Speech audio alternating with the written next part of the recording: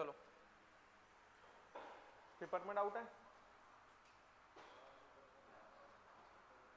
ये फैन बंद करो यार, पीछे वाला कौन चलाता है ये फालतू?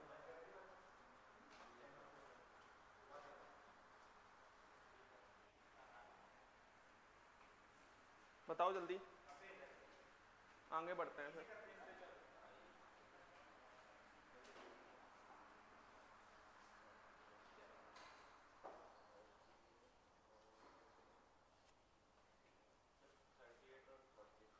लो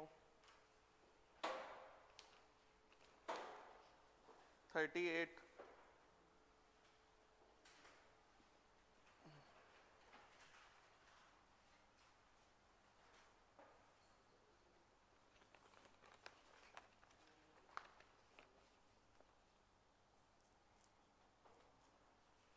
A mixture of SO2 and O2 was made to react in such a way, तो ये हमारे पास SO2 plus half O2 gives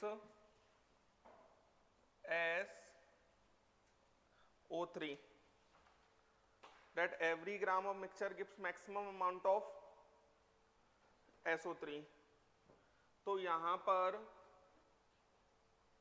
the mass percentage of, ठीक है, तो इसके अंदर पहले तो लिख लेते हैं let total mass of mixture B X, X लिख लिया तो ये y लिख लो, ये x माइनस वाई हो जाएगा, है ना। Every gram of mixture gives maximum amount of SO3, तो मैक्सिमम अमाउंट ऑफ SO3 तभी आएगा जब ये दोनों ही खत्म हो जाएं। ये बात समझ में आनी चाहिए। तो अगर ये दोनों ही खत्म हो जाएं तो ये हमारा x अपॉन कितना आ जाएगा 64, और ये हमारे पास नहीं, ये हमारे पास y अपॉन 64 और ये x माइनस वाई अपॉन 32। तो 1 मोल के लिए हाफ मोल चाहिए, है ना। तो 1 अपॉन में 2 इंटू एक्स अपॉन 64, इसके लिए x माइनस वाई अपॉन 32। तो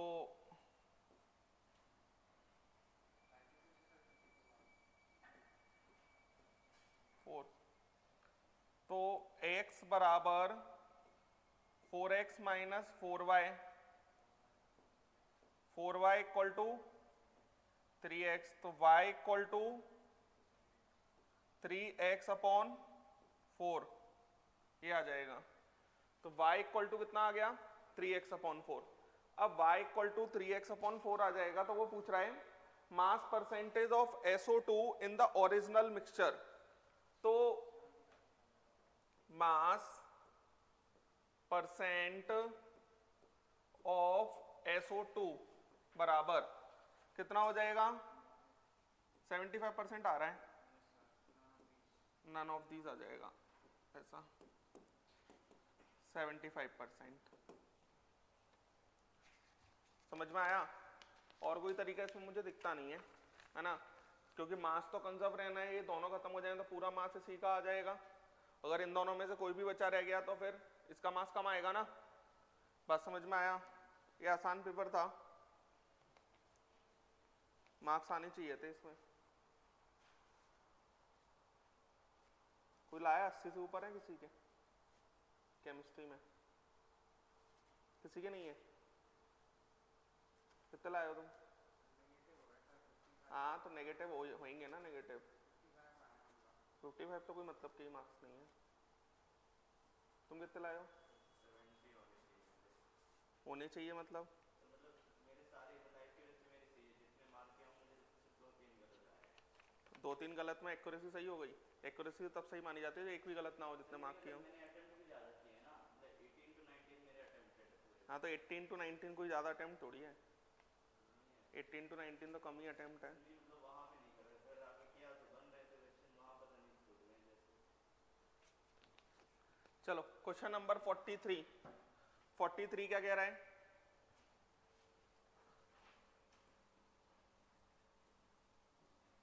Electrons in hydrogen atom get excited from the ground state to an orbit in which the wavelength of electron is 10 times the wavelength of an electron, 10 times the wavelength of an electron in the ground state of He positive. How many spectral lines are observed in the visible range when these electrons are de-excited to the ground state? तो यहाँ पर He positive के ground state में अगर हम wavelength देखते हैं तो मेरे को एक फॉर्मूला याद आता है 2 पाई r बराबर n लैम्डा। ये बात समझ में आती है? तो ग्राउंड स्टेट की अगर हम बात करेंगे तो n1 हो जाएगा। हाँ, लेकिन ग्राउंड स्टेट में तो n1 ही होगा ना, है ना? तो 2 pi into 0.529 into n square is 1 square upon में z 2 हो जाएगा बराबर n लैम्डा। n कितना? 1 इंटू लैम्डा, तो लैम्डा बराबर कितना आ रहा है? पाई एंगस्ट्रॉम, ये आ रहा है। अब वो क्या कह रहा है? Get excited from the ground state to an orbit in which the wavelength, फिर से लगा दो, तो 2 पाई r बराबर n लैम्डा, तो 2 पाई इंटू r कितना हो जाएगा? 2 पाई रेडियस, तो ये 0.529 इंटू n स्क्वायर, z तो 1 ही होगा, हाइड्रोजन एटम की बात कर रहे हैं। ये n नहीं पता इंटू n इंटू 10 टाइम्स, बोलो 0.529 पाई, एंगस्ट्रॉम ही चल रहा है, पाई से पाई गया, 0.529 से 0.529 गया, n से n गया, तो n बराबर 5 आ जाएगा, और 5 आ जाएगा तो विजिबल रीजन में 5 - 2 हो जाएगा, 5 - 2 हो जाएगा तो 3 आ जाएगा। क्लियर है? ये करना था। कभी भी अगर वेवलेंथ वगैरह से रिलेट कराए ना वो, तो हमेशा ये फॉर्मूला काम आता है। बात समझ में आया? कभी भी वेवलेंथ वगैरह से अगर वो रिलेट कराता है तो ये फॉर्मूला काम आएगा आपके। आसान पेपर है ये, बनाना चाहिए था आपको। हाँ 51 भी बता, 51 तो वही मैंने कहा, 51 तो मैथ्स में पहुंच गए। कम पढ़ते हो आप लोग, ऐसे पेपरों में मार्क्स आना चाहिए।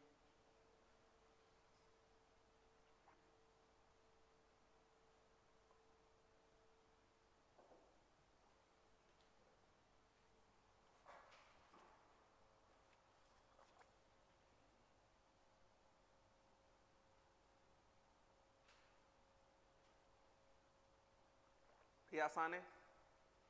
इसमें कितनी वेव्स आ रही हैं? 6, तो सेल नंबर 6 हो गया। सेल नंबर 6 हो गया तो लाइमन, बाल्मर, पाश्चन हो गया। If this electron to the number of Paschen lines, sample of hydrogen atoms, कई सारे हैं, फिर कई सारे हैं तो 6 से 3 में 6 - 3 3 आंसर हो जाएगा। समझ में आया? 6 - 3 3 आंसर हो जाएगा। चले आगे, हो गया? हाँ, पढ़ाई को बढ़ाओ नहीं तो निपट जाओगे। अभी तो सिलेबस कुछ चल ही नहीं रहा, मतलब चल ही नहीं रहा, मतलब सिलेबस बढ़ेगा अभी तो। ये लो, चलो आगे चलते हैं। क्लियर है? थोड़ा सा और पढ़ाई पे बढ़ाओ पढ़ाई को, है ना? आप 1:30 पे फ्री हो जाते हो, 10 बजे से 1:30 तक ही क्लास लग रही है अभी तो जिस दिन 3 बजे तक है ठीक है उस दिन, लेकिन 2 ही दिन है अभी वो ऐसा, अभी वो 4 दिन हो जाएगा ऐसा। तो आप थोड़ा सा देखो कि कैसे आपकी पढ़ाई बढ़ सकती है, क्योंकि 8-9 घंटे और इन पेपरों में मार्क्स ना आना, आप एंड में दिक्कत आएगी आपको। इन पेपरों में मार्क्स आना चाहिए। जैसे केमिस्ट्री का पेपर आसान है, कुछ नहीं है अभी तो केमिस्ट्री के इस पेपर में। जब तक मेरे को 5 मिनट नहीं लग रहा करने में तो फिर कैसे क्या है, कुछ नहीं है। फिर समझ में आ रहा है, जब तक मेरे को समय नहीं लग रहा तब तक आपके क्वेश्चन बनने चाहिए। हाँ पेपर क्वेश्चन अच्छा होगा तो मेरे को भी टाइम लगेगा ना फिर तो बनाने में, बहुत सिंपल सी बात है। मेरे को क्लिक करने में समय लगना चाहिए। मैथ्स को कम, मैथ्स में कितने मार्क्स लाए हो? तुम कितने लाए हो? और कौन कितने लाया मैथ्स में? तुम कितने लाए हो? 19। तुम उसमें चलो ठीक है। और फिजिक्स में कितने लाए हो तुम? और केमिस्ट्री में कितने हैं? क्यों? तो मैथ्स कहाँ इतनी की तुमने?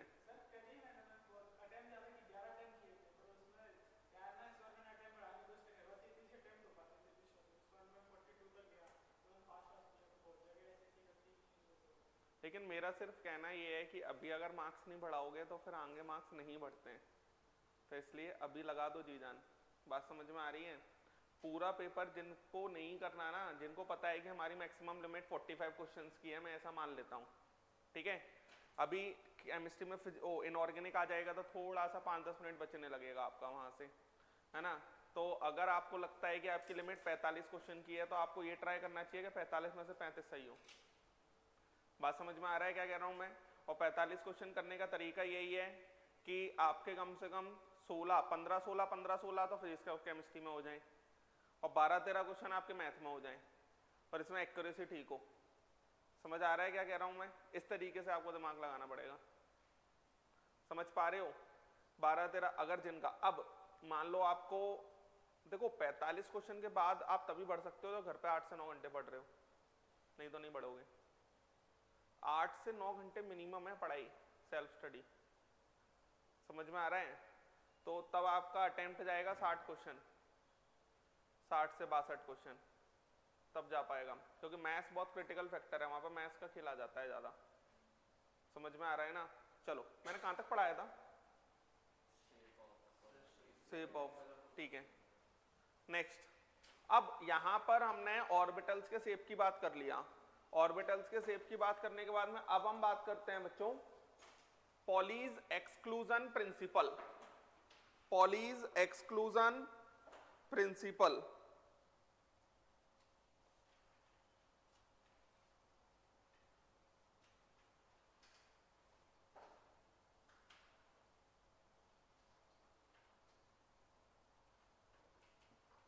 लिखो Pauli's exclusion principle। लिखो according to this principle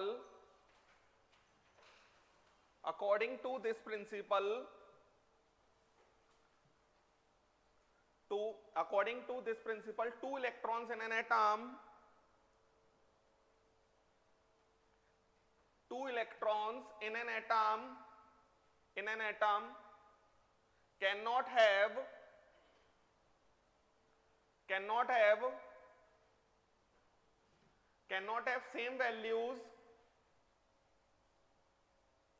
cannot have same values of all four quantum numbers,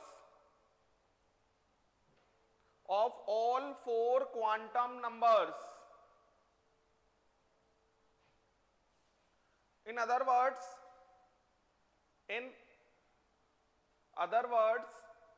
an orbital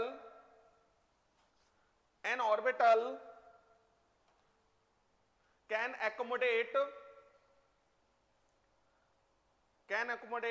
maximum of 2 electrons,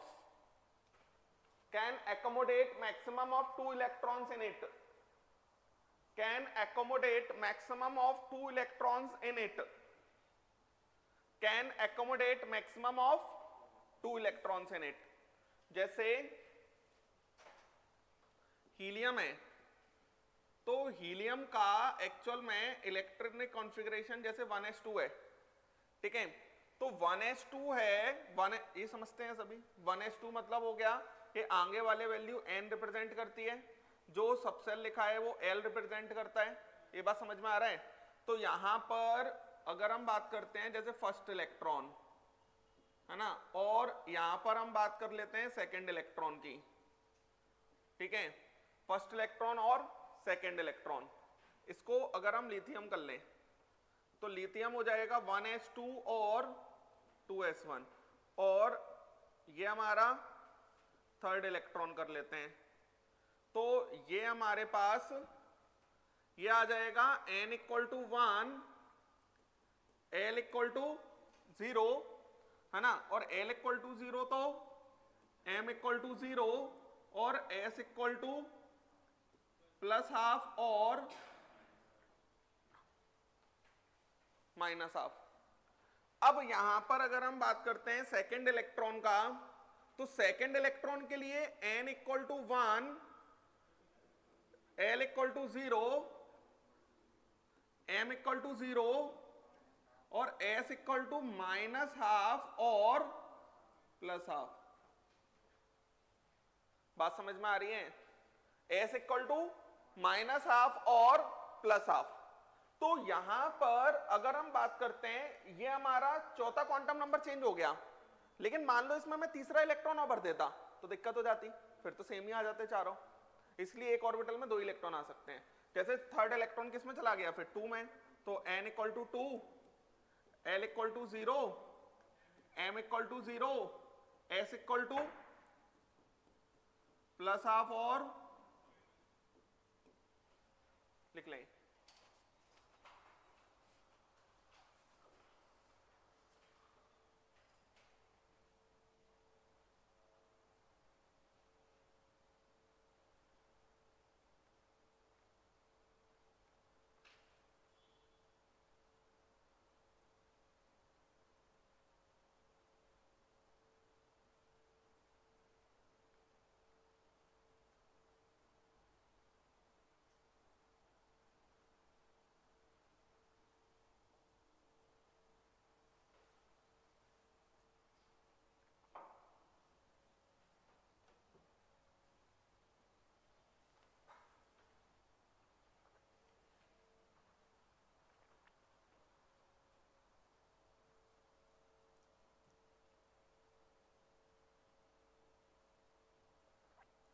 चलें, नेक्स्ट लिखो, Hund's rule of maximum multiplicity, Hund's rule of maximum multiplicity, Hund's rule of maximum multiplicity लिखो। According to this rule,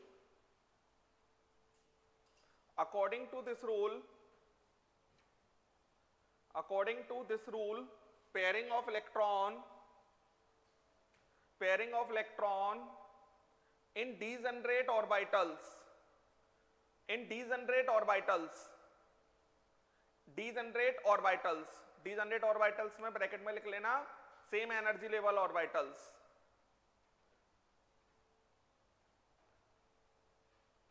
degenerate orbitals takes place only if all the degenerate orbitals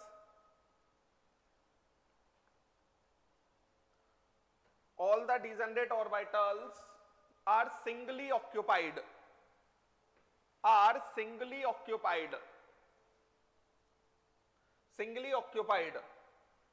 and spin of electron must be parallel, spin of electron must be parallel। अगर हम बात करते हैं, जैसे मान लो बच्चों n equal to 2 आया, l इक्वल टू 1 आया, तो यहां पर m की वैल्यू 3 आएंगी, -1, 0 और +1। m की उन सेम वैल्यूज के लिए जिनके लिए n और l का वैल्यू सेम आता है, that are degenerate orbitals. n और l दोनों का वैल्यू सेम आता है, तो ये हमारे तीनों ऑर्बिटल्स कैसे हो जाएंगे, डीजनरेट। ये बात समझ में आ रही है? तो अगर ये डीजनरेट हो जाएंगे तो वो ये कह रहा है पहले एक एक भरो, उसके बाद पेयरिंग करो।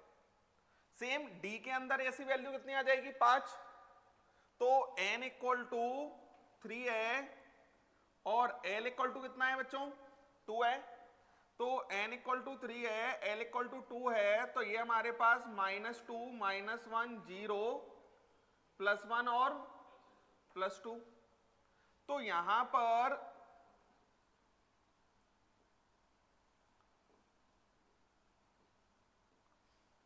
अब मान लो मुझे D 4 भरना है, तो 4 भरना है तो मैं पहले ऐसे भरूंगा, बात समझ में आ रही है।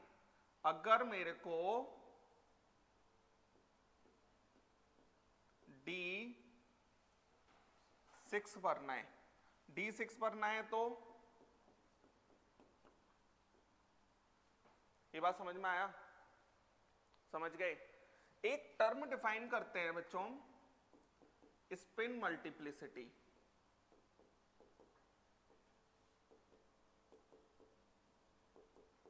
To S plus 1 where s equal to n into 1/2 where n equal to number of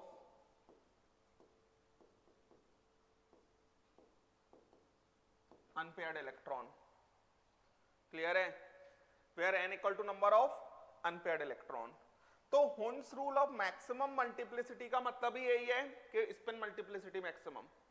तो स्पिन मल्टीप्लिसिटी की अगर हम बात करेंगे तो यहां पर स्पिन मल्टीप्लिसिटी कितना आ जाएगा 2 इंटू 4/2 प्लस 1 नहीं 2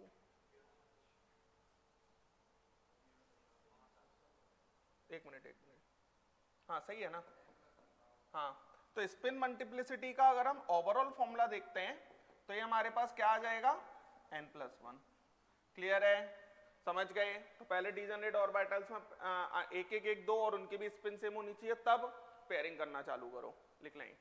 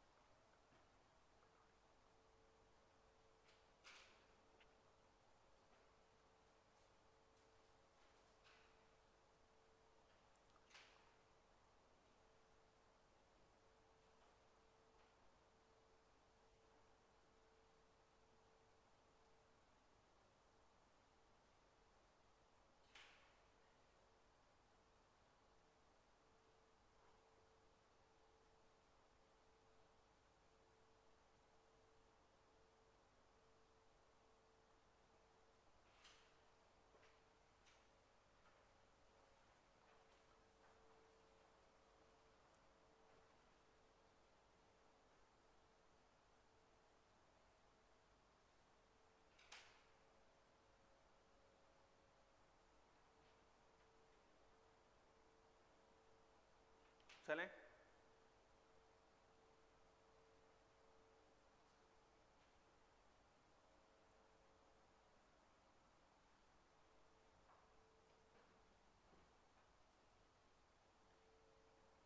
लिख लिया क्या? हाँ नेक्स्ट लिखो। तो n/2 रख दो ना तुम, 2 से 2 कैंसिल, तो वही तो आ जाएगी। अरे s की वैल्यू n/2 रखोगे। चलें अब लिखो degenerate orbitals, degenerate orbitals in absence of electric and magnetic field, in absence of electric and magnetic field, absence of electric and magnetic field, same energy level orbitals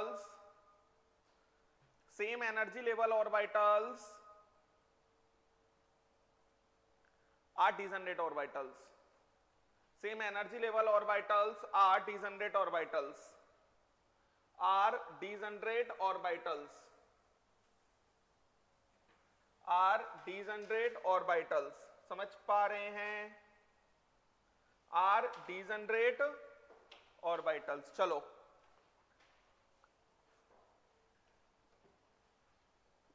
next हम बात करते हैं Aufbau rule. Aufbau rule. Aufbau rule लिखो. According to this rule, according to this rule, filling of electron in an orbital of a subcell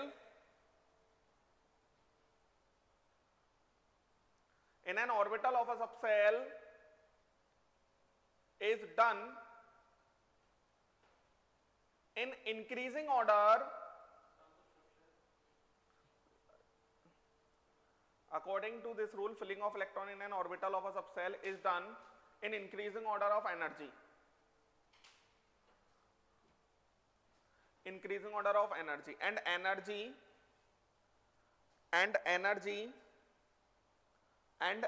is determined by N plus L rule. N plus L rule. Orbitals having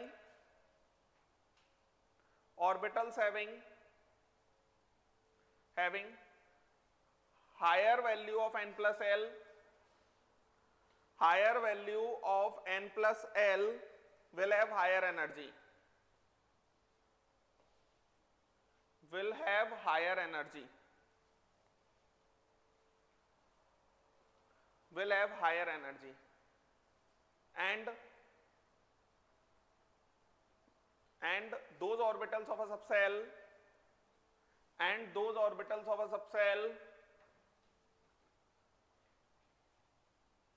which have same value of N plus L,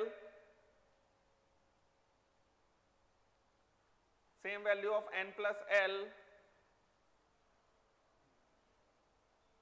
same value of N plus L, then that orbital have higher energy, which has higher value of N, which has higher value of N, have higher energy which have higher value of N. देखो बहुत simple सी कहानी है ये. जैसे first cell होता है बच्चों, तो फर्स्ट सेल में सिर्फ और सिर्फ 1s होता है, सेकंड सेल में 2s और 2p होते हैं, थर्ड सेल में 3s 3p और 3d, ऐसा कुछ होता है. यहां पर फिर 4s 4p 4d ऐसे जाता है. बच्चों 1 plus 0 equal to 1, 2 plus 0 equal to 2, 2 plus 1 equal to 3. पता है आपको, जैसे p है तो p के अंदर जो तीन होंगे वो डिजनरेट होंगे, 2p के तीनों डिजनरेट होंगे, 3p के तीनों डिजनरेट होंगे, लेकिन 2p और 3p के आपस में डिजनरेट नहीं होंगे. डिजनरेट तभी होंगे जब n और l दोनों सेम हो. डिजनरेट तभी होंगे जब n और l दोनों सेम हो. बात समझ में आ रही है क्या कह रहा हूं मैं? यहां पर ये कितना आ जाएगा, 3 plus 0 3, 3 plus 1 4, 3 plus 2 5, 4 plus 0 4. ये है. अब यहां पर एनर्जी का ऑर्डर अगर हम देखते हैं तो एनर्जी का ऑर्डर सबसे कम 1s, क्योंकि सबसे कम वैल्यू आ रही है इसकी, 1s के बाद 2s, 2s के बाद 2p, 2p के बाद 3s, 3s के बाद देखो 2p और 3s की सेम वैल्यू आ रही थी, तो जिसमें n की वैल्यू कम उसको कम एनर्जी पे रख दिया. 3p, 3p के बाद 4s आएगा और 4s के बाद 3d, ऐसा होता है. क्लियर है? 3d के पांचों ऑर्बिटल आपस में डिजनरेट होंगे और एक ऑर्बिटल में 2 इलेक्ट्रॉन रख सकते हैं, तो 3d के अंदर टोटल कितने इलेक्ट्रॉन रख सकते हैं? 10। कोई किसी का भी d हो 10 इलेक्ट्रॉन रखे जा सकते हैं, किसी का भी p हो 6 इलेक्ट्रॉन रखे जा सकते हैं, किसी का भी f हो 14 रखे जा सकते हैं, किसी का s हो 2 रखे जा सकते हैं। ये कहानी है, समझ में आ पा रहे हैं? अब यहां पर अगर हम बात करते हैं, देखना 1s, देखो अब सबका निकालते रहेंगे तो बहुत गड़बड़ है, इसको कैसे याद रखेंगे? देखना 1s 2s 3s 4s 5s 6s 7s, 3 से चालू करो, p एक कम, 2p 3p 4p 5p 6p 7p, 5 से चालू करो, d 2 कम, 3d 4d 5d 6d, clear है? 5d और 6d, 7 से चालू करो, f 2 कम, ओ सॉरी 3 कम, 4f और 5f, क्लियर है? बना लेंगे ये पैटर्न।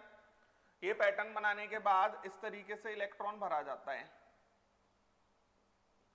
इस तरीके से इलेक्ट्रॉन भरा जाता है।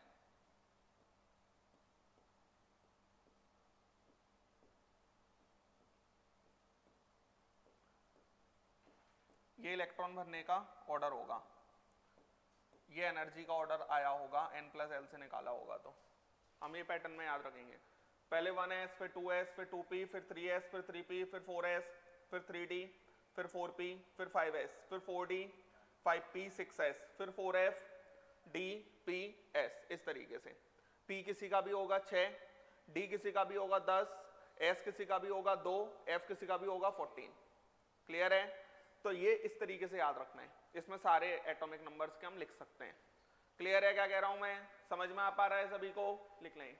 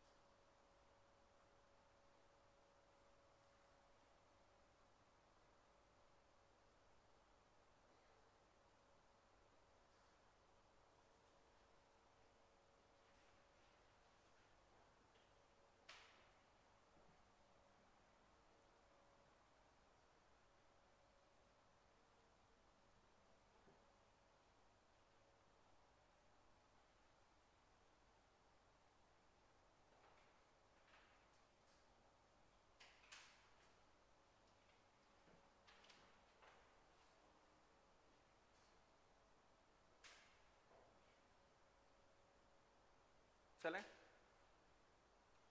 लिख लिया? अब देखो, जैसे मुझे मान लो क्लोरीन का इलेक्ट्रॉनिक कॉन्फ़िगरेशन लिखना हो, क्लोरीन 17 होगा तो इलेक्ट्रॉन भरना चालू करो, हमेशा स्टार्टिंग तो 1 से ही होगी, तो ये हो जाएगा 1s2 2s2 2p6 3s2 और 3p5, क्लियर है? समझ गए क्या कहा? और पता है, जैसे चलो ये पीरियोडिसिटी में बताएंगे, जैसे मान लो यहां पर अगर हमने लिखा मैंगनीज, तो मैंगनीज 25 होता है, तो 1s2 2s2 2p6 3s2 3p6 4s2 3d5। अगर हम यहां पर आयरन लिखेंगे तो ये सब कुछ सेम होगा, 1s2 2s2 2p6 3s2 3p6 4s2 3d6। बात समझ में आ रही है? 3d बच जाएगा, d क्या हो जाएगा? बच जाएगा। पता है जैसे पीरियोडिक टेबल होती है तो पीरियोडिक टेबल में होता क्या है, जैसे जो नोबल गैस होती है तो नोबल गैस में यहां तो आती है हीलियम, हीलियम का एटॉमिक नंबर 2 होता है, हीलियम में 8 जोड़ देंगे तो आता है नियॉन 10, नियॉन के बाद आर्गन, आर्गन के बाद क्रिप्टन, क्रिप्टन के बाद ज़ेनॉन, ज़ेनॉन के बाद रेडॉन। यहां पर 8 फिर जोड़ दो, यहां कितने जोड़ते हैं? 18। क्यों जोड़ते हैं? पीरियोडिक टेबल में अभी सीखेंगे हम। 54 और ये 86। तो कई बार क्या होगा ना, जैसे मान लो जिंक है 30, तो जिंक का सबसे नियरेस्ट नोबल गैस पहले वाला 18 मिला होगा, 18 मिला होगा तो आपको ऐसे मिलेगा लिखा हुआ आर्गन। आर्गन का मतलब हो गया जो आर्गन का इलेक्ट्रॉनिक कॉन्फ़िगरेशन है वही इलेक्ट्रॉनिक कॉन्फ़िगरेशन शुरुआत के 18 का रहा होगा। ये बात समझ में आ रही है? तो शुरुआत के 18 का ये हो गया आर्गन। आर्गन के बाद में क्या आ जाएगा इसके अंदर? 4s2 3d10। और पता है कभी भी अगर जैसे मान लो अनपेयर्ड इलेक्ट्रॉन निकालने हैं, अगर अनपेयर्ड इलेक्ट्रॉन निकालने पड़े तो आर्गन के अंदर तो कोई अनपेयर्ड हो ही नहीं सकता, नोबल गैस में कोई अनपेयर्ड इलेक्ट्रॉन नहीं होता, तो जहां भी नोबल गैस लिखा होगा वो तो पेयर्ड ही होंगे। बात समझ में आ रही है क्या कह रहा हूं मैं? वो तो क्या होंगे? पेयर्ड ही होंगे। उसके बाद जैसे क्रोमियम है तो क्रोमियम होता है 24, तो ये हो जाएगा आर्गन, आर्गन के बाद 4s2 3d4। अब बच्चों क्या होता है ना कि d अगर 5 हो जाए तो सबको एक एक एक बट जाएगा, इसे हाफ फिल्ड कॉन्फ़िगरेशन कहा जाता है जो कि हाईली स्टेबल होता है। क्यों होता है अभी इसकी बात करने वाले हम। तो हाईली स्टेबल होगा तो वो करता क्या है, जो इसके ऊपर बैठा हुआ है उससे एक इलेक्ट्रॉन अपने पास बुला लेता है, एक इलेक्ट्रॉन अपने पास बुला लेता है तो इसका कॉन्फ़िगरेशन ये नहीं होता, इसका कॉन्फ़िगरेशन क्या होता है? Argon 4s1 3d5। सेम काम कॉपर में होता है, तो कॉपर में भी आर्गन ये फुल फिल्ड हो जाएगा, हाफ फिल्ड मतलब सबको एक एक एक दे दिया, हाफ फिल्ड मतलब सबको एक एक दे देना। बात समझ में आ रही है? सेम इसमें फुल फिल्ड, तो D4 या D9 है तो वो D5 और D10 होना चाहते हैं। ये बात समझ में आया? वो D5 और D10 होना चाहते हैं। एक्चुअल में इसमें लास्ट इलेक्ट्रॉन 3D में जा रहा है ना, तो ये D ब्लॉक एलिमेंट होता है, जिस सबसेल में लास्ट इलेक्ट्रॉन भरा गया उसी ब्लॉक में एलिमेंट होता है, तो ये D ब्लॉक एलिमेंट हो गया। अब ये D ब्लॉक एलिमेंट हो गया तो D ब्लॉक एलिमेंट में जहां पर भी D4 और D9 हो वो D5 और D10 होना चाहते हैं, लेकिन ये वाली सीरीज को 3D सीरीज कहा जाता है। इसके नीचे जो सीरीज पीरियोडिक टेबल देखा तो हो गई, इसके नीचे जो सीरीज आती है वो 4D सीरीज आती है। 4D में तो और दिक्कत है, 4D में तो D3 वाला भी कर लेता है। बात समझ में आ रहा है? तो अभी तो 3D के लिए वैलिड है, समझ में आ रहा है? हाँ, लेकिन कोई भी करे, लेने वाला इलेक्ट्रॉन आगे वाले S से ही होता है, और ये काम सिर्फ और सिर्फ कहां पे हो रहा होता है? D और F में। S और P में ये काम नहीं होता। S और P में ये काम क्यों नहीं होता? S और P के आगे तो इलेक्ट्रॉन मिलता ही नहीं है, वो तो वहीं भर के खत्म हो जाता है। समझ में आ रहा है? अभी बहुत डिटेल में पता चलेगा आपको, पीरियोडिसिटी में बहुत डिटेल में पूरी पीरियोडिक टेबल का इलेक्ट्रॉनिक कॉन्फ़िगरेशन हम ऐसे ही लिख लेंगे, हमको दिमाग नहीं लगाना पड़ेगा। ये लिखो आप,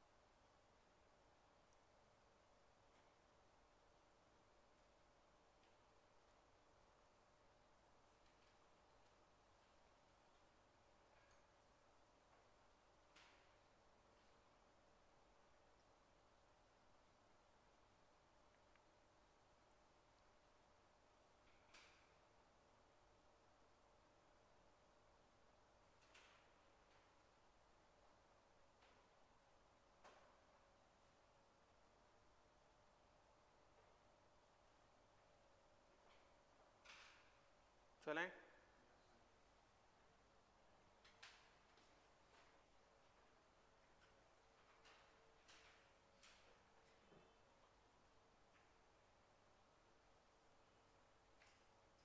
लिख लिया होगा।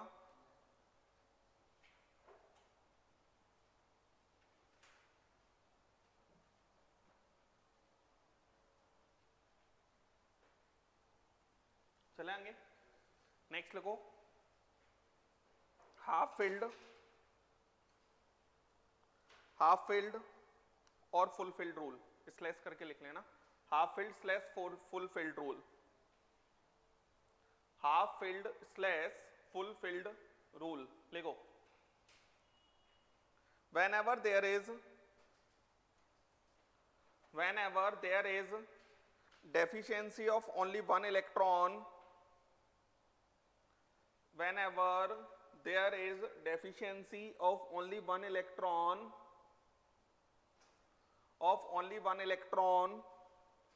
in complete filling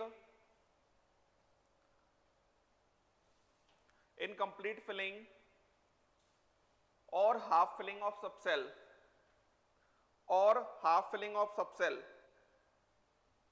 then to gain extra stability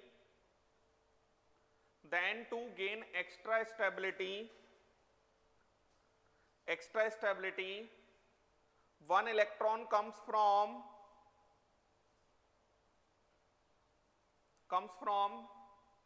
nearest subcell of higher level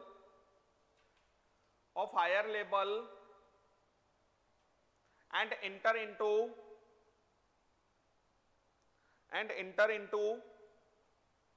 D and F subcell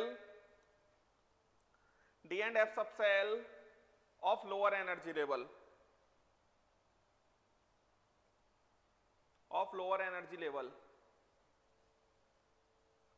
energy level मत लिखो, लोअर लेवल लिखो sir, lower level.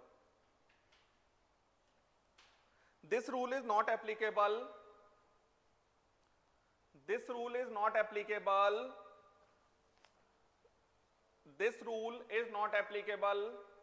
for S and P block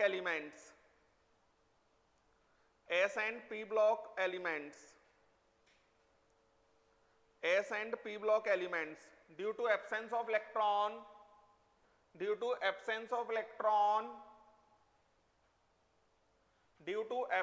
electron at higher level। समझ पा रहे हैं? Clear है?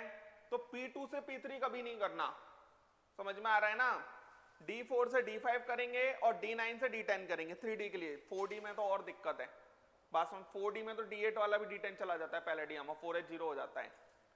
JEE mains में इस साल एक क्वेश्चन आया था, number of d electrons present in niobium, बात समझ में आ रहा है? अब उसमें दिक्कत है नाइरोबियम में, जो नॉर्मल इलेक्ट्रॉनिक कॉन्फ़िगरेशन इससे भरेंगे उससे अलग होता है वो, तो वो इस टाइप का क्वेश्चन पूछेगा आपसे जेईई मेंस के अंदर।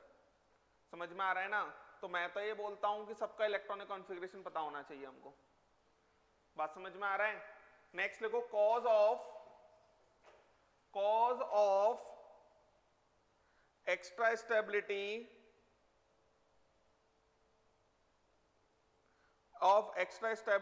of full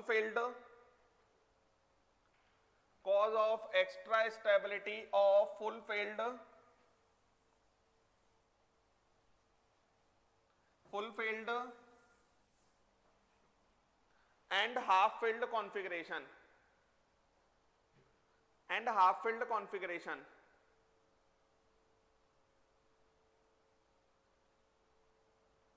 half filled configuration लिखो, full filled and half filled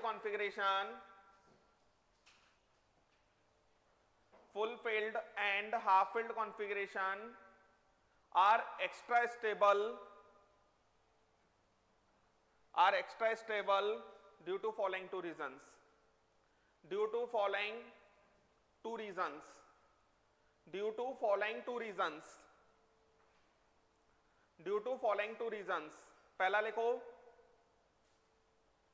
पहला लिखो aggregate value of aggregate value of exchange energy and pairing energy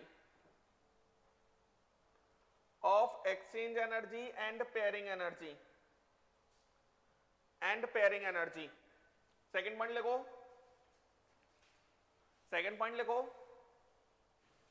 electron density is symmetrically distributed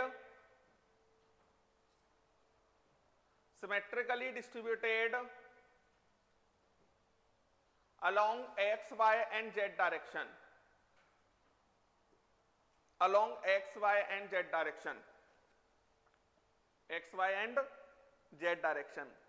exchange energy लिखो, exchange energy लिखें, exchange energy लिखो, amount of energy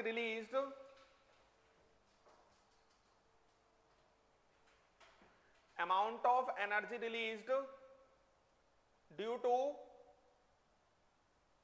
exchange of one pair of electron within degenerate orbitals. Exchange of one pair of electron within degenerate orbital.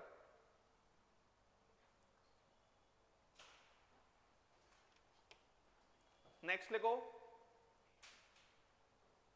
pairing energy.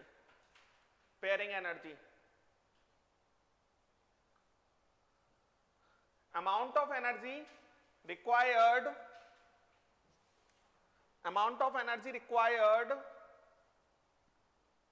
to pair up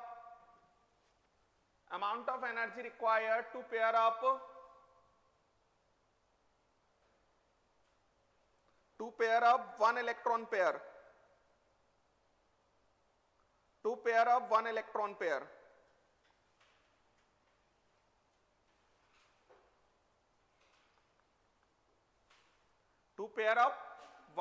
pair देखा बच्चों क्या होता है। मैंने कहा आपसे कि हाफ फिल्ड और फुल फिल्ड कर क्यों रहे हैं हम, तो हाफ फिल्ड और फुल फिल्ड इसलिए कर रहे हैं, जैसे कि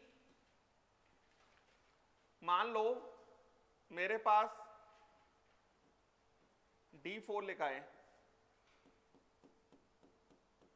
ठीक है, और एक लिखा है मेरे पास D5।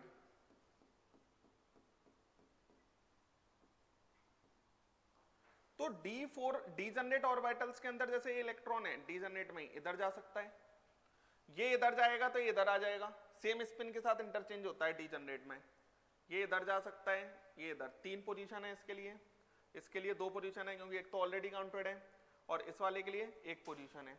एक एक्सचेंज एनर्जी माइनस ही मान लेते हैं, निकल रही है ना, तो ये माइनस का 6 ही। ये बात समझ में आया?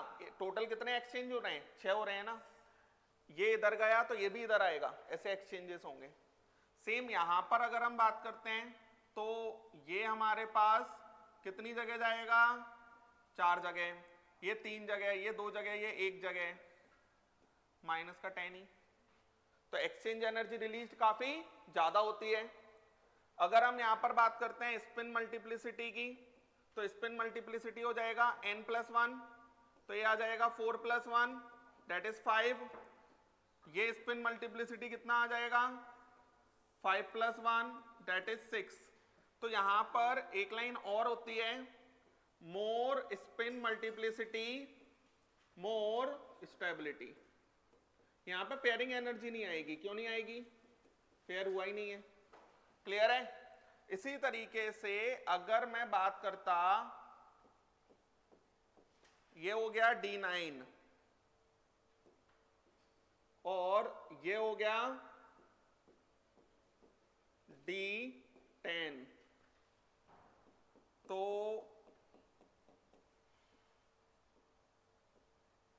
ये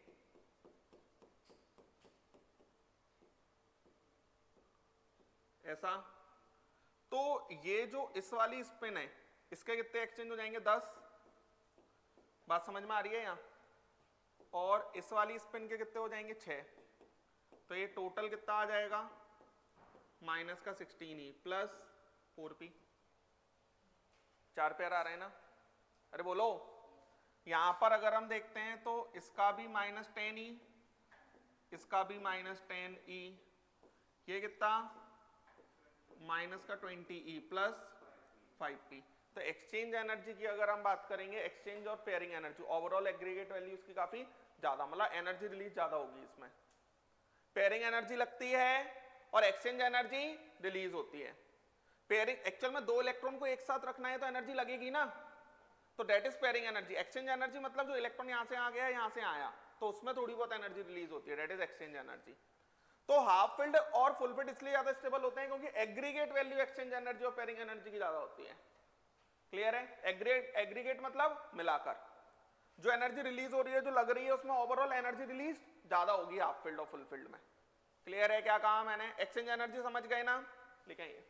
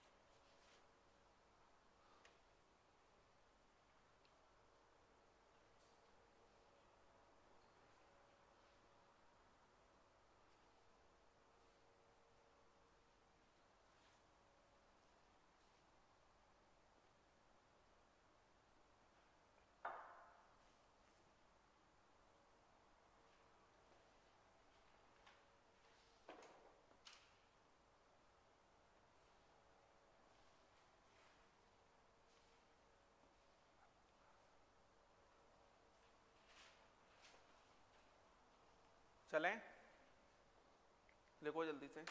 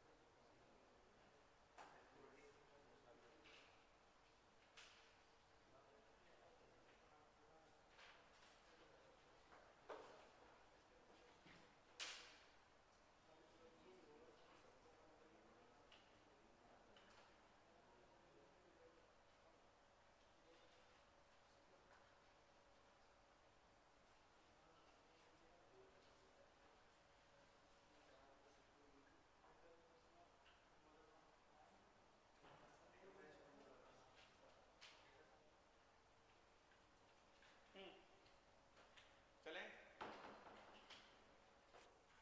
समझ पा रहे हैं ना कैसे क्या चल रहा है? चलो, ये कहानी बनी, ठीक है। एक और टर्म डिफाइन कर देते हैं हम यहां, that is magnetic moment. Magnetic moment जो होता है वो होता है हमारा अंडर रूट में n+2 बोहर मैग्नेटॉन। इसमें जो n होता है वो n क्या होता है, नंबर ऑफ अनपेयर्ड इलेक्ट्रॉन। बात समझ में आया? एक्चुअल में ये n.8 बोहर मैग्नेटॉन होता है अप्रॉक्स। जैसे 4 है तो 4.8 हो जाएगा, मतलब ये वैल्यू निकल के वही आएगी, है ना। 5 है तो 5.8 हो जाएगा। बात समझ में आ रहा है? लिख लें।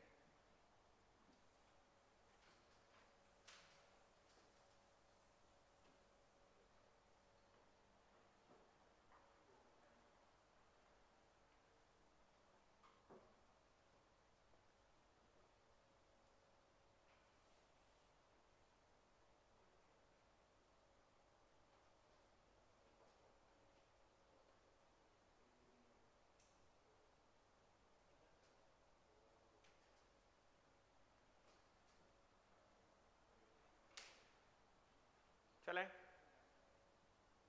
क्वेश्चन लिखो।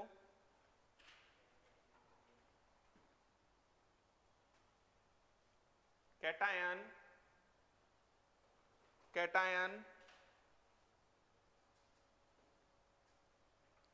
with maximum number of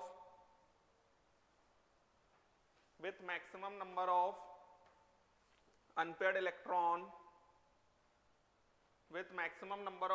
electron or maximum magnetic moment is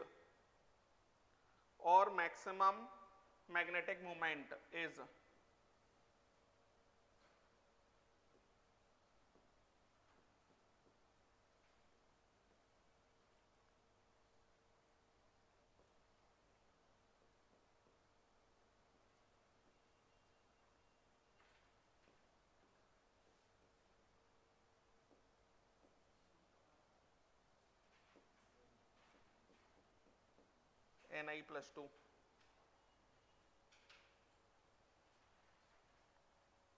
CBSE का इम्प्रूवमेंट एग्जाम चल रहा है क्या?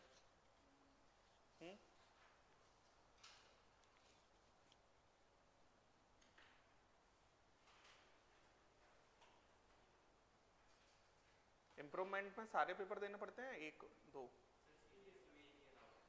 मतलब एक पेपर दे सकते हो बस, फिर नहीं तो पूरे अगले साल फिर पूरा रिपीट करो, ऐसा ये रहता है। कैसे?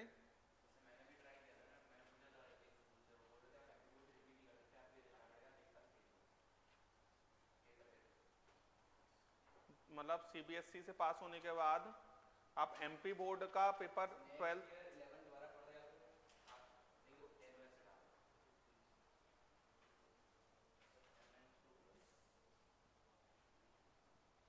देखो इधर Mn+2 की अगर हम बात करते हैं बच्चों, समझो इसका एटॉमिक नंबर होता है 25, इसका एटॉमिक नंबर 26, ये 27 होता है और ये 28 होता है ना। तो यहाँ बात मत करो, पहले तो मैं +2 बाद में सोचेंगे, पहले तो ये लिख लो आर्गन, और आर्गन लिखने के बाद ये क्या आ जाएगा 4s2 3d5, ठीक है। और यहां पर क्या आएगा 4s2 3d6, ये क्या आएगा 4s, क्रोमियम 27 थोड़ी होगा 24 और 3d5, यहां पर आर्गन 4s2 3d8। अब बच्चों क्रोमियम निकल कितना था +2 ना। अब एक बात समझो आप, इनमें तो कहीं अनपेयर्ड इलेक्ट्रॉन मिलना नहीं है। जब भी डी ब्लॉक में से इलेक्ट्रॉन जाना है, कैटायन बनना है, तो पहले किससे जाता है 4s से, तो ये हमारा नहीं बचेगा, है ना, ये हमारा नहीं बचेगा, इसके अंदर ये भी नहीं बचेगा, और ये अरे 3d3 होगा ना, क्यों नहीं बचेगा, यहाँ पर ये हमारा ऐसा, क्लियर है, समझ गए। अब जैसे D5 है तो D5 में देखो इधर हुंस रूल फॉलो करना पड़ेगा, तो 5 अनपेयर्ड इलेक्ट्रॉन, यहां पर 4 अनपेयर्ड इलेक्ट्रॉन, यहां पर 3, यहां पर 2। क्लियर है क्या कह रहा हूं मैं? अरे समझ गए? आप भरो ना एक एक एक, फिर पेयरिंग, एक पर पेयरिंग हो जाएगी तो अनपेयर्ड 4 ही बचे ना, यहां पर एक एक एक, बस 3 ही भरे जाएंगे, 3 ही भरे जाएंगे। तो मैं एक बना के दिखा देता हूं, 2 3 4, क्या हो जाएगा? एक एक एक एक एक और एक, 4 अनपेयर्ड हो गए, है ना। और यहां पर क्या होगा बोलो? एक एक एक। और यहां पर अगर हम बात करते हैं 2 3 4 3 4 5 6 7 8, क्लियर है? तो ये कितने हो जाएंगे? 2। यहां पर ये आ जाएगा अंडर रूट में n+2 बोहर मैग्नेटॉन, यहां पर आ जाएगा अंडर रूट में n+2 बोहर मैग्नेटॉन, यहां पर आ जाएगा अंडर रूट में n+2, और यहां पर आएगा अंडर रूट में n+2। ये कहानी बन जाएगी। बोले आप आ रहा है समझ? लिख लें।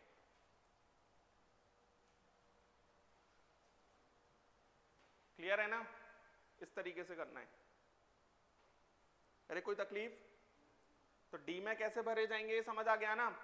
डी, वही हुंस रूल आपको डी में और एफ में जब भी इलेक्ट्रॉन जितने भरने थे 10 से कम भरे हैं हुंस रूल लगेगा, एफ में 14 से कम भरे जाएंगे हुंस रूल लगेगा। बात समझ आया क्या कहा मैंने?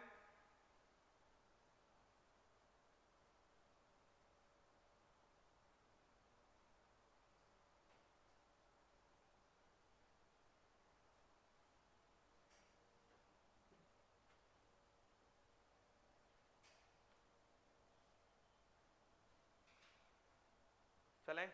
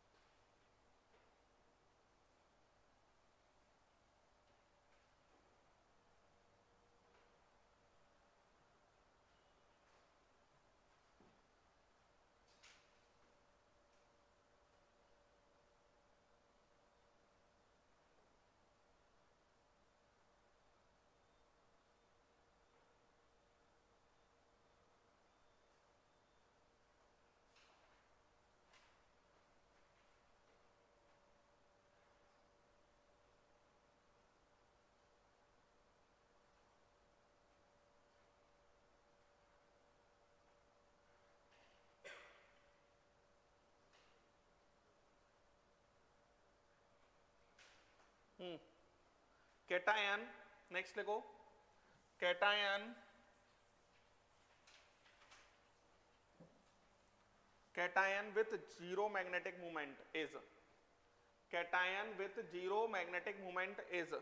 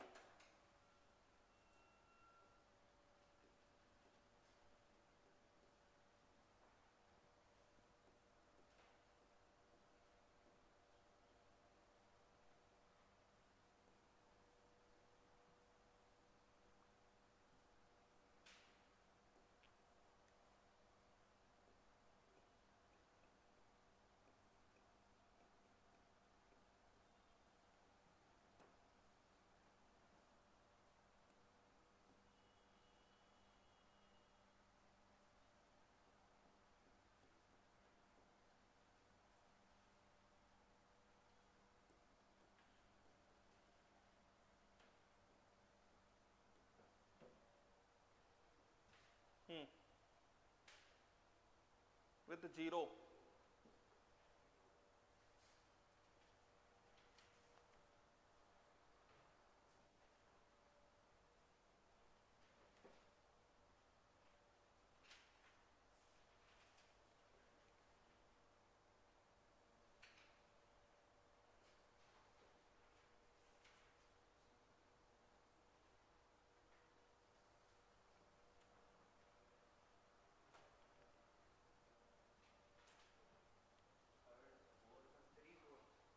देखो इधर कोबाल्ट है, कोबाल्ट का अगर हम बनाते तो ये आर्गन, आर्गन के बाद क्या आता 3d7 4s2, तो ये कितना बचेगा 3d6 बचेगा।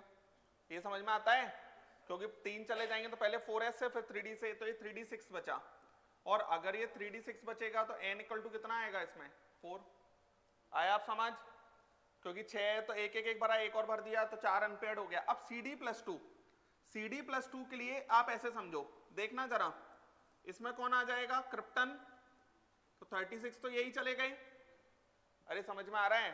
और 36 चले गए तो ये समझना थोड़ा, 1s 2s 3s 4s 5s 6s 7s 2p 3p 4p 5p 6p, और ये हमारा 3d 4d 5d है ना। नीचे मैं बना नहीं रहा हूं, जरूरत नहीं पड़ेगी। 36 कहां तक भर दिए होंगे, ये देखो 2 और 2 4, 10 12 18 20 30, और ये 36, यहां तक 36 चला गया होगा, समझ में आ रहा है। 36 के बाद अब क्या भरा जाएगा 5s2, और 5s2 के बाद क्या भरा जाएगा 36 38 हो गए, और ये क्या आएगा 4d10। एक्चुअल में जिंक के नीचे होता है, actual zinc cadmium mercury, zinc का क्या होता है 4s2 3d10, इसका क्या हो जाएगा 5s2 4d10। एक नीचे सेम ग्रुप का same type of balance cell electrons होते हैं। समझ में आ रहा है क्या कह रहा हूं मैं, आ रहा है समझ। तो यहां पर ये हो जाएगा, अब +2 के लिए ये चला गया तो n इक्वल टू 0। स्कैंडियम के लिए सिर्फ आर्गन बचेगा, स्कैंडियम के लिए सिर्फ आर्गन बचेगा, n इक्वल टू 0। टाइटेनियम के लिए भी आर्गन बचेगा, n इक्वल टू 0। ये कहानी बन रही है, क्लियर है क्या कहा गया, समझ गए सभी, लिख लें। तो 36 से ज्यादा पे अगर कभी बनाना होगा तो ये टेबल लिख के तुरंत बना सकते हैं ना, आसान हो जाएगा।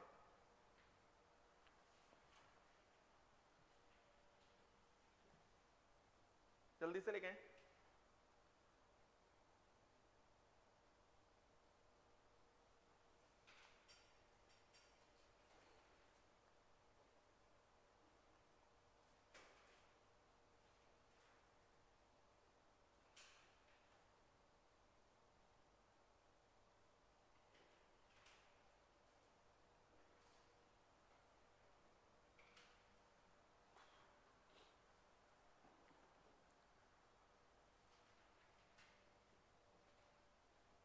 चलें नेक्स्ट क्वेश्चन देखो, find all possible value, find all possible values, find all possible values of all 4 quantum numbers, of all 4 quantum numbers, of all 4 quantum numbers of 19th electron of chromium, of 19th electron of chromium, of 19th electron of chromium, 19th electron of chromium. तो 19th electron of chromium की अगर हम बात करेंगे तो chromium का electronic configuration देखो जरा, आर्गन 18 तो इसी में चले गए, 18 जाने के बाद ये हो जाएगा 4s1, और ये हमारा 3d5, तो ये हमारा कौन सा इलेक्ट्रॉन हो गया 4s1 19th इलेक्ट्रॉन। ये कौन सा हो गया 19th इलेक्ट्रॉन।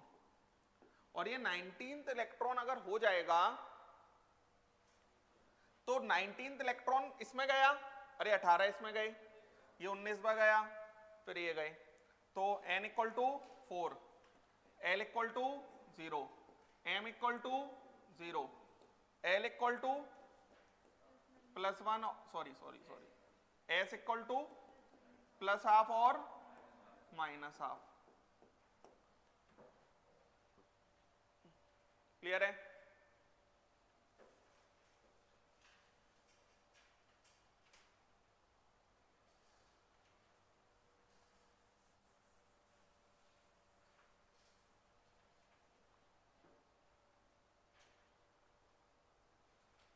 चलें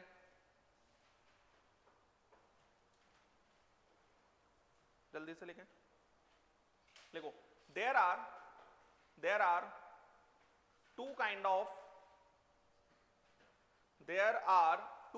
of electronic system, there are two kind of electronic system.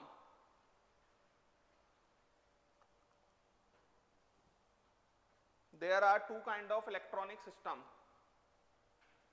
पहला लिख लो multi electron system, multi electron system, multi electron system.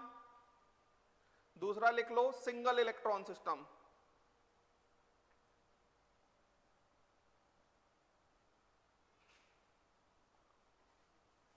दूसरा सिंगल इलेक्ट्रॉन सिस्टम। अब बच्चों एक बात को समझो, यहां फॉर मल्टी इलेक्ट्रॉन सिस्टम, ठीक है। तो मल्टी इलेक्ट्रॉन सिस्टम में जो हमने सीखा वही वैलिड है, 1s 2s 2p 3s 3p 4s 3d। जैसे मेरे से कहा जाए कि थर्ड एक्साइटेड स्टेट कौन सी होगी, तो थर्ड एक्साइटेड स्टेट ये रहा। मेरे से कहा जाए फोर्थ एक्साइटेड स्टेट कौन सी होगी, फोर्थ एक्साइटेड स्टेट ये रहा। ये बात समझ में आ रहा है। तो इसमें फोर्थ एक्साइट, अरे ये ground state, first excited, second excited, third excited, fourth excited state में कितना डीजनरेट ऑर्बिटल्स हैं, 3। थर्ड एक्साइटेड स्टेट में कितना है, 1। सेकंड एक्साइटेड स्टेट में कितने हैं, 3। p है ना। बात समझ में आ रहा है। लेकिन अगर हम बात करते हैं single electron system, single electron system मतलब बोवर्स मॉडल जहां जहां वैलिड हुआ उसके अंदर 1s 2s 2p बराबर 3s 3p 3d बराबर 4s 4p 4d 4f, पूरे 5 में g तक बराबर। क्लियर है क्या कह रहा हूं मैं।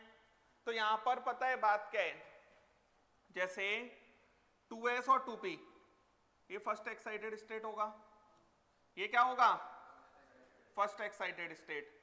तो फर्स्ट एक्साइटेड स्टेट में कितने डीजनरेट ऑर्बिटल्स आ रहे हैं, 4। सेकेंड एक्साइटेड स्टेट में कितने आ रहे हैं, 9। थर्ड एक्साइटेड स्टेट में कितने आ रहे हैं, 16। फोर्थ एक्साइटेड स्टेट में कितने आ रहे हैं, 25। तो डीजनरेट ऑर्बिटल्स कितने आ रहे हैं हमारे, n²। बात समझ में आया। सिंगल इलेक्ट्रॉन स्पीसीज में, और मल्टी इलेक्ट्रॉन में तो निकालना पड़ेगा, मल्टी इलेक्ट्रॉन में तो निकालना पड़ेगा। बात समझ गए सभी, लिख लें।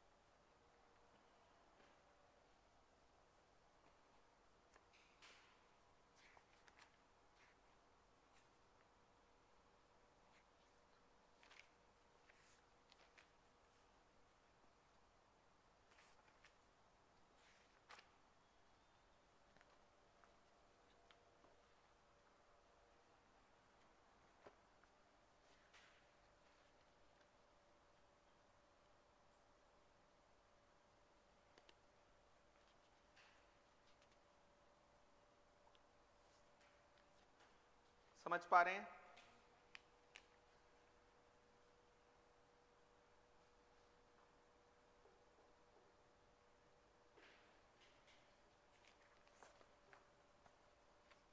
जैसे मॉड्यूल निकालो,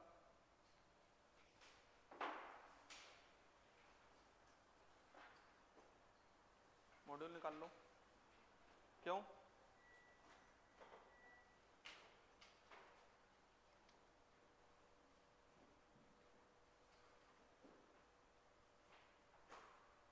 क्या दिया हुआ है उसने?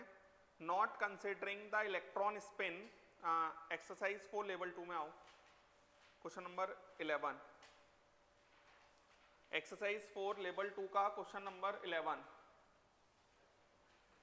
एक्सरसाइज 4 लेवल 2 का question number 11, not considering the electronic spin the degeneracy of second excited state of hydrogen atom is 9। Hydrogen atom की 9 ही हो जाएगी सेकेंड एक्साइटेड स्टेट, मतलब n = 3, while the degeneracy of second excited state of H negative, H negative multi electron system में आ जाएगा, तो multi electron system में आ जाएगा तो सेकेंड एक्साइटेड स्टेट ये हो जाएगा, सेकेंड एक्साइटेड स्टेट ये हो जाएगा, तो इसका डीजनरेसी 3 हो जाएगा। डीजनरेसी मतलब वही नंबर ऑफ डीजनरेट ऑर्बिटल्स। बात समझ में आया? नंबर ऑफ, इसमें एक लाइन लिखी हुई है without considering the electronic spin, मतलब स्पिन से हो सकता है एनर्जी थोड़ा बहुत इधर उधर हो, तो वो कह रहा है ये सब कंसिडर करना ही नहीं है हमको। बात समझ में आ रहा है ना? इस तरीके की क्वेश्चन पूछा जाएगा और वो हम बना भी सकते हैं। क्लियर है?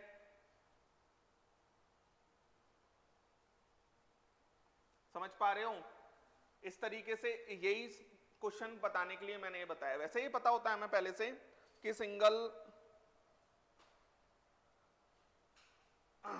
सिंगल इलेक्ट्रॉन स्पेसिस या मल्टी इलेक्ट्रॉन स्पेसिस का कैसे क्या होता है।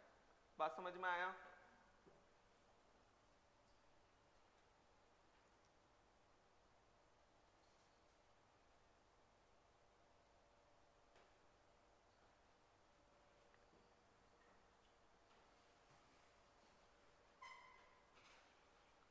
समझ गए ना?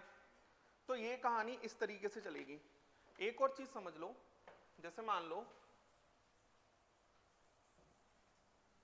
एक ऑर्बिटल के अंदर अगर हम बात करते हैं टोटल नंबर ऑफ नोड्स,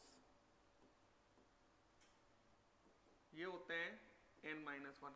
कल इसको प्रैक्टिकली हम फील करेंगे कि कैसे नोड्स आते हैं श्रोडिंगर वेव इक्वेशन के बाद में। टोटल हमारे n-1, ये हमारे दो पार्ट में डिस्ट्रीब्यूटेड होते हैं, रेडियल और स्फेरिकल नोड। ये क्वेश्चन पूछा जाता है जेईई मेंस में, रेडियल और स्फेरिकल नोड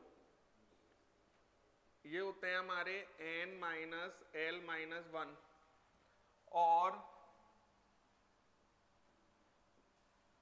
एंगुलर नोड ये क्या होते हैं? L। एंगुलर नोड क्या होंगे? L। ये बात समझ में आया? एंगुलर नोड का मतलब ही होता है नोडल प्लेन और नोडल कोन। एंगुलर नोड का मतलब क्या होगा? नोडल प्लेन और नोडल कोन। बोले? लिख लें।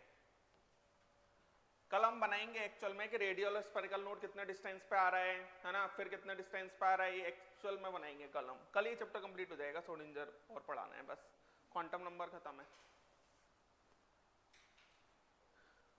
तो रेडियल और स्फेरिकल एक ही बात है, एंगुलर नोड एक बात है।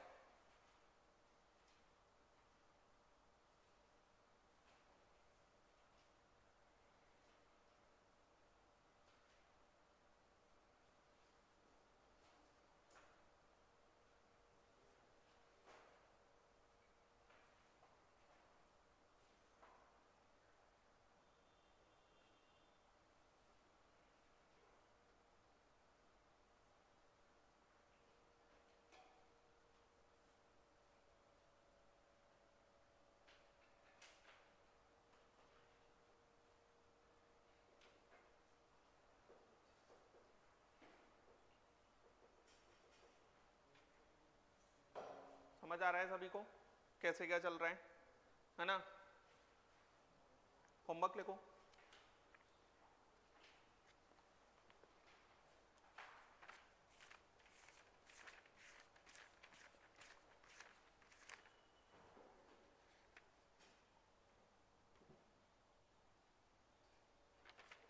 एक्सरसाइज 1 में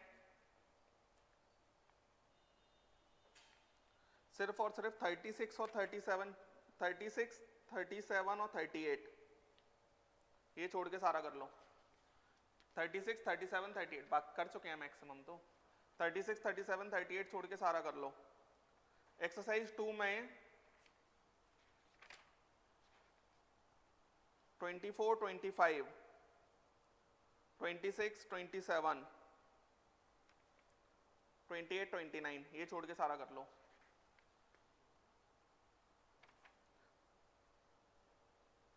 ठीक है, एक्सरसाइज 3 सेक्शन ये पूरा कर लो, एक्सरसाइज 3 सेक्शन भी पूरा कर लो। एक्सरसाइज 4 सेक्शन ए में 7th छोड़ के सारा कर लो। एक्सरसाइज 4 सेक्शन बी में 2nd, 8, 9, 10 ये छोड़ के सारा कर लो। 2nd, 8, 9, 10 ये छोड़ के सारा कर लो। बात समझ में आया? 2nd, 8, 9, 10 ये छोड़ के सारा कर लो। बात समझ में आया? 4A में 7th छोड़ना है, 4B में मैंने बता दिया है ना। कल ये चैप्टर कंप्लीट कर देंगे। ठीक है बच्चों, पे पीरियोडिसिटी स्टार्ट, पीरियोडिसिटी छोटा है। ठीक है, तो श्रोडिंगर वेव इक्वेशन बचा हुआ है, बाकी सब